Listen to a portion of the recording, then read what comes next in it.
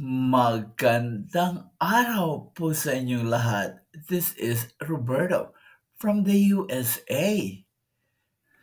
So, ang men's individual gymnastic qualifying event was over yesterday.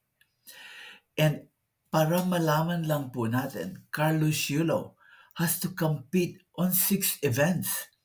And sa 6 events na ito, in order to qualify for a medal or to compete for a medal, he has to have a score of greater than 9.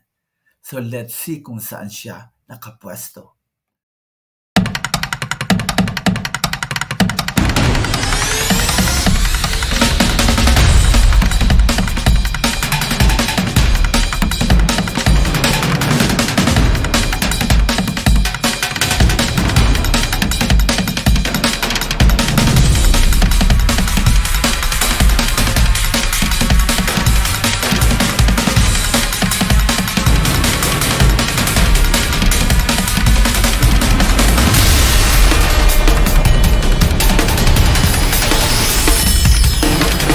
So while